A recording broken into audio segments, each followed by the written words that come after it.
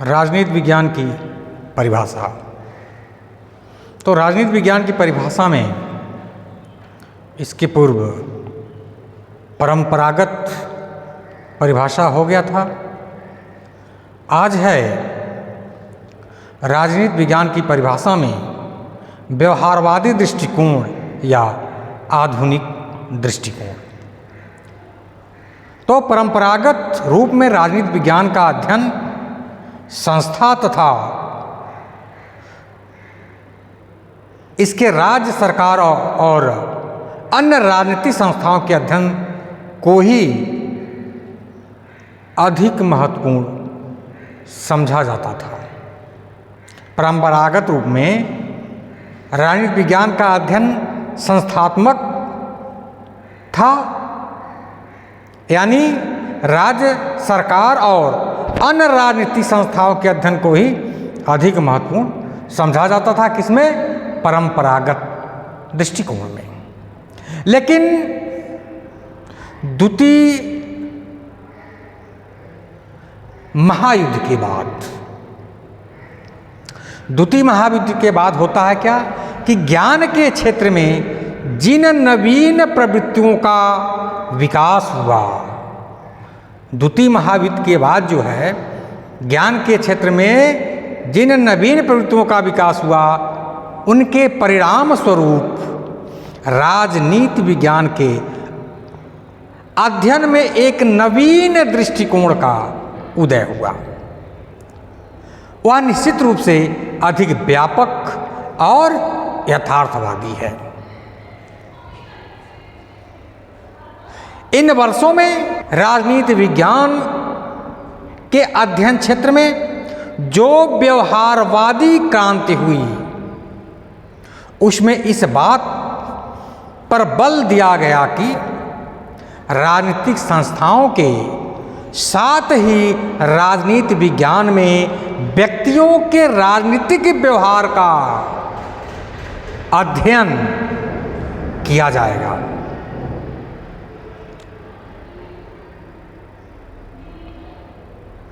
इस दृष्टिकोण का प्रतिपादन 1969 में डेविड ईस्टन ने किया था।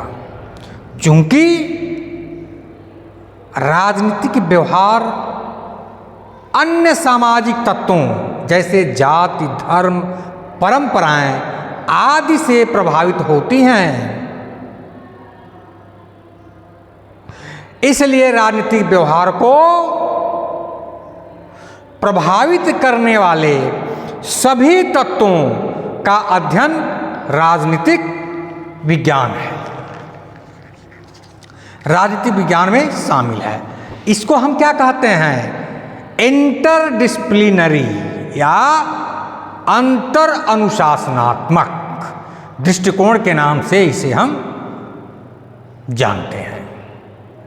अब आधुनिक लेखक राजनीतिक संस्थाओं की अपेक्षा उन साधनों और प्रक्रियाओं को अधिक महत्व देते हैं जिनके आधार पर राजनीतिक संरचनाएं कार्य करती हैं।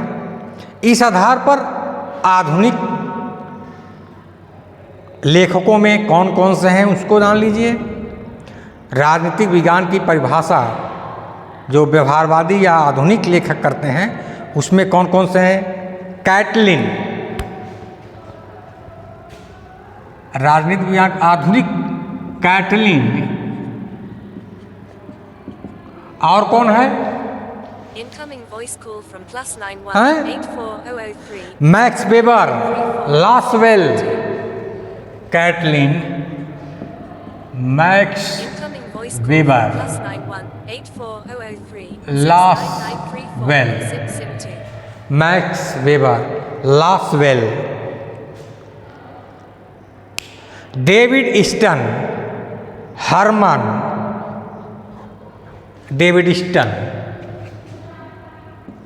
डेविड ईस्टन, हरमन आदि जो है राजनीति विज्ञान के आधुनिक परिभाषा देते हैं। तो इन सभी विद्वानों के द्वारा राजनीति विज्ञान को शक्ति, प्रभाव, सत्ता, नियंत्रण, निर्णय और मूल्यों का अध्ययन बताया गया है।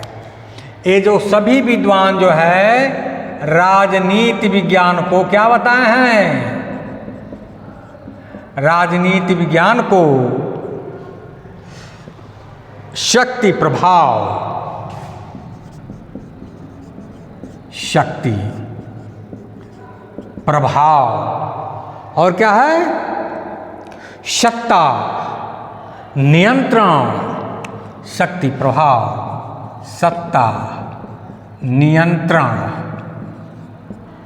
शक्ति, प्रभाव, सत्ता, नियंत्रण, निर्णय और मूल्य। निर्णय और मूल्य, निर्णय और मूल्यों का अध्ययन बताया है। इन विद्वानों के अनुसार राजनीति विज्ञान अन्य समाज विज्ञानों से इसी रूप में भिन्न है कि वह समाज के अंतर्गत शक्ति या नियंत्रण के तत्व का अध्ययन करते हैं। इस संबंध में राजनीति विज्ञान के परिभाषा के आधुनिक दृष्टिकोण या व्यावहारिक दृष्टिकोण में कैटलिन का क्या विचार है? कैटलिन महोदय क्या कहते हैं? कैटलिन कहते हैं राजनीति विज्ञान को शक्ति का विज्ञान, साइंस ऑफ पावर मानते हैं। कैटलिन कहते हैं राजनीति विज्ञान को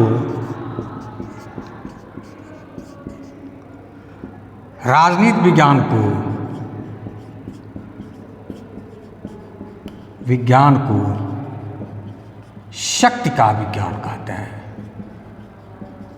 ठीक है, राजनीति विज्ञान को शक्ति का विज्ञान मानते हैं, यानी साइंस ऑफ पावर। लासवेल और कैप्लान क्या कहते हैं? तो लासवेल और कैप्लान की परिभाषा करते हुए ये कहते हैं कि राजनीति विज्ञान एक आनुभविक खोज के रूप में राजनीति विज्ञान शक्ति के निर्धारण और सहभागिता का अध्ययन करता है। राफसन महोदय, राफसन ने राजनीति विज्ञान को समाज में शक्ति का अध्ययन कहा है। पेनेक व स्मिथ ने इसे मूल्यों का सत्यात्मक आवंटन कहा है। कैटलिन, लासवेल और कैप्लान ने इन परिभाषाओं में क्या किया है? कैटलिन, लासवेल और कैप्लान ने इन परिभाषाओं में शक्ति को व्यापक अर्थ में ग्रहण किया है। ये तो राजनीति विज्ञान का व्यवहारिक या आधुनिक परिभाषा हुआ है, लेकिन कुछ आलोचनाएं भी हैं। राजनीति विज्ञान की परिभाषा के संबंध में यह आधुनिक दृष्टिकोण क्या है? राजनीति विज्ञान के परिभाषा के दृष्टिकोण में यह आधुनिक दृष्टिकोण क्या है? एकांगी है। ठीक है, शक्ति राजनीति विज्ञान के विभिन्न परिवर्तनों, वेरिएबल्स में से केवल एक है, एकमात्र नहीं। अतः राजनीति विज्ञान के कुछ विद्वानों, विशेषतः बियोकी, रोलैंड पिनाक, डेविड जी स्मिथ आदि के द्वारा इस विषय की परिभाषा के संबंध में परंपरागत और आधुनिक दृष्टिकोण में समन्वय स्थापित करने की चेष्टा की गई है। पिनाक और स्मिथ लिखते हैं, इस प्रकार राजनीति विज्ञान किसी भी समाज में उन सभी शक्तियों, संस्थाओं तथा संगठनात्मक ढांचों से संबंधित होता है जिन्हें उस समाज में सुव्यवस्था की स्थापना और साधारण अपने सदस्यों के अन्य सामूहिक कार्यों के संपादन तथा उनके मतभेदों का समाधान करने के लिए सर्वाधिक अंतर्भावी और अंतिम माना जाता है।